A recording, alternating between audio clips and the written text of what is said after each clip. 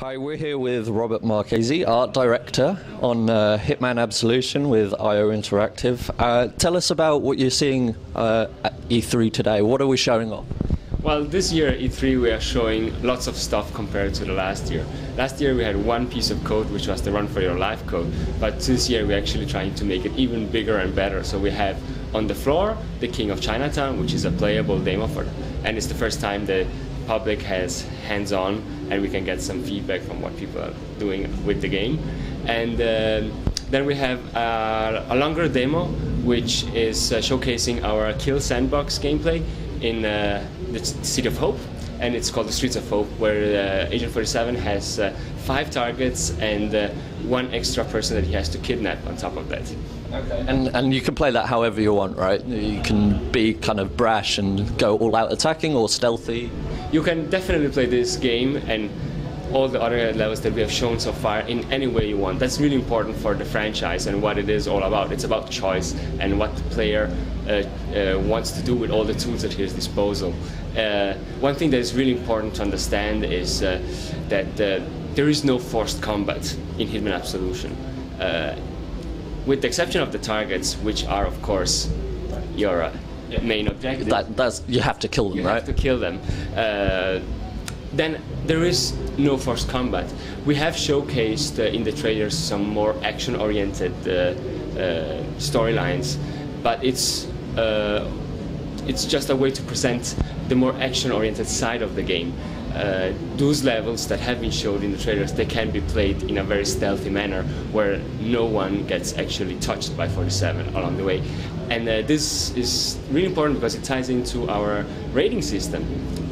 We have the silent assassin rating, and that is a staple element of the series. And we cherish it and want to keep it in the series. And this time around, to actually achieve this rating, you have to be not only not seen by anyone, but also have to remove any evidence of your whereabouts on the level prior.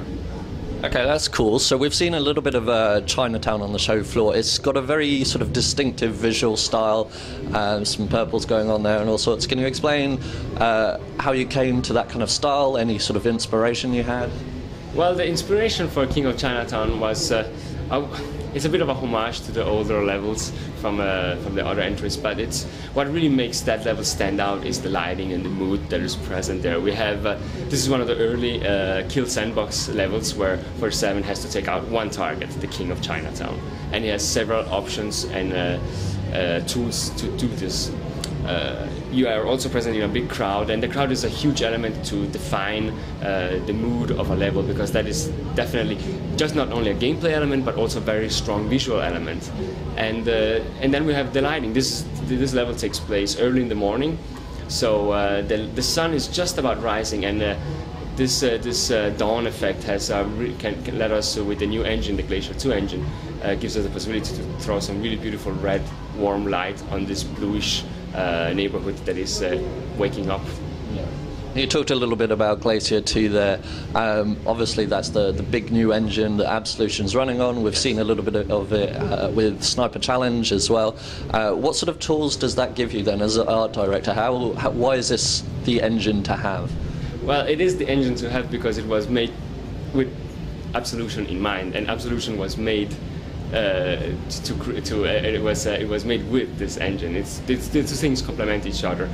When we set out to produce this game, we realized that we needed new tools because this wanted to be the most ambitious game in the series yet, and that is what Glacier gives us. From a production point of view, it's an incredibly flexible engine that allows level designers and graphic artists to have a much faster turnaround, to prototype faster and get results that can be tested and give feedback to each other in a meaningful way. And also, it's a much more powerful tool from a programming and, for instance, just lighting point of view. It allows us to have dynamic lights, and it's just in general a much more flexible tool. Right, so like it gives you basically more time to, get this game polished, looking the way you want. Obviously, we've got the game coming out in November. What are you doing with the few months you've got left? With the few months we have got left, we are actually extremely busy because we are reaching our we're reaching our beta deadline. What we're showing here on E3 is our pre-beta, which means that it's finished, but it needs still some polish, and the polish is really what will make this game shine in the end. And the polish can be anything from graphical elements to bugs or to some minor gameplay tweaks. And God is in the details, and people are really going crazy with trying to tweak it and make it as good as possible with the time they have left. And I know you get this question a lot, and we have touched on it a little bit earlier. Obviously, there's been a lot of trailers, a lot of action scenes, and some of the Hitman fans, understandably, like the ones from back in the original days, a little bit concerned that it's not the Hitman they know and love. Obviously, I know that's different, and so do you. So could you maybe talk about what sort of values it retains from the original series? Why are they going to love this game? Well, I'm pretty sure that the original fans from the series, they're gonna love these games, and I think that with the code we're showing on E3 now, we're putting those doubts to rest, because it's we have two different kill sandbox levels that we're showing for the people here, and they are classic Hitman like we know them. You have one target and different ways to take him down, ranging from poisoning him to blowing a car up to just plain shooting him. And the spectrum of stealth goes from not having been there at all to actually just going and shooting everyone in a crowd and calling SWATs on you. The trailers that we've shown so far have all taken inspiration from levels that 47 will visit doing Absolution. We have chosen to show a more action-oriented approach because for story purpose it just works better in a trailer like that. But we do hint also at all the elements of the stealth side of the gameplay, like a bit of sneaking and a bit of garroting and poisoning people. What we've shown in the trailers is maybe a bit more action-oriented, but that is also because of a storytelling device that it just works better in that format. But when we are showing the gameplay and the game itself, I do hope that people realize that it can be played in any other way that they want. I mean, what we've done so far is first we presented Glacier 2 in a very cinematic approach with last E3. Then we presented the Orphanage code, where we played the level twice, the same level, but in completely different approaches. And this was to prove that the AI was flexible enough to cater to different play styles. And we also wanted to expand on the arsenal 47 has that we have presented so far. And this basically brings us to E3 now, where we have thought to the people, we've shown to the people what 47 can do, and now we're giving him a target. And now it's up to the players to do what they want with it. And this is classic Hitman as they know it. Yeah, and it's all about choice, so they can do it exactly how they want. Even the instinct kind of mode that he has, you don't have to use that. That's just player choice. So if you want to go and turn everything off, that's fine. You can do that and just be stealthy, right? We have the option, and it ties into the difficulty levels that will be unlocked later. When difficulty is very scalable in this game, and it can affect on some of the minor settings just how alert the guards are and how many patrols are present on a level. But later on, in the more hard difficult settings, you can actually start turning off some of the elements that actually are an aid for the player doing the normal levels. Yeah, and this is definitely a game for the fans. So their feedback, I presume it's being used a lot in development, in the whole process of deciding what exactly you want to do. I mean, we take feedback from all fronts very seriously, and we are playtesting the game all the time, and we really wanted to make the game play better.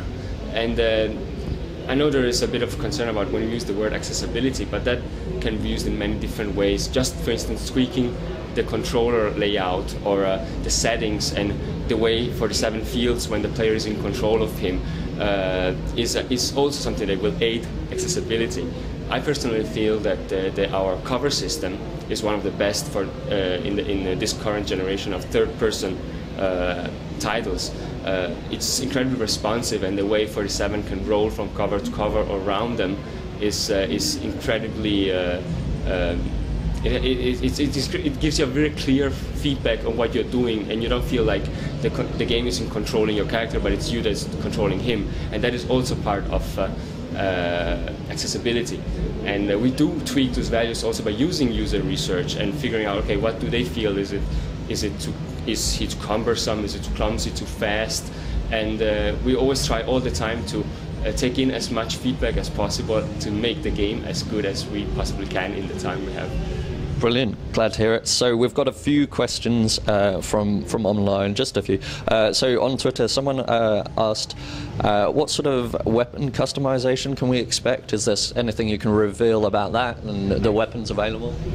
I can't go too much into detail, but the weapon customization is already hinted in the sniper challenge that we are releasing as a pre-order incentive for Absolution, where when completing certain objectives, you will actually be able to unlock better upgrades for the weapons you have, like, for instance, bigger magazine or less recoil or something like that. Okay. And the last trailer we saw, Agent 47 had a plaster on his barcode. What's going on there? I mean, we can take some guesses, right? Well, it's I think some things should be left for the players to discover when they are playing the game for themselves. But what I think is important is that for the first time we wanted to give a bit more of a personal journey to 47, and some surprises will I think should be better. Yeah, we don't want to reveal too much. You've got to enjoy the game. So final question we'll just leave with, what's the most enjoyable thing for you personally, having worked on Absolution, whether it's just the fact that it's Hitman or it's just a component of the game that you really like?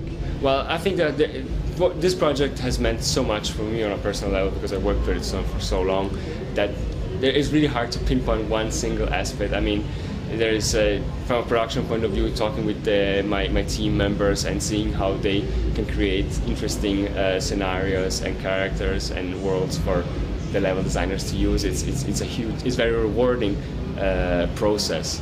I personally love all the NPCs that are in this level, in this game. There's something about them that makes the world of Hitman Absolution feel like a real, living, breathing world. Yeah. And I really spend a lot of time trying to tweak them as much as possible, so that they, even though they're just window dressing to a certain degree, are just lovable, and the player would also have a really hard time shooting them, if he is so inclined. Yeah. If you feel that way. Roberto, thank you very much for this. You've been a great help. Hope you enjoy E3. Thank you very much.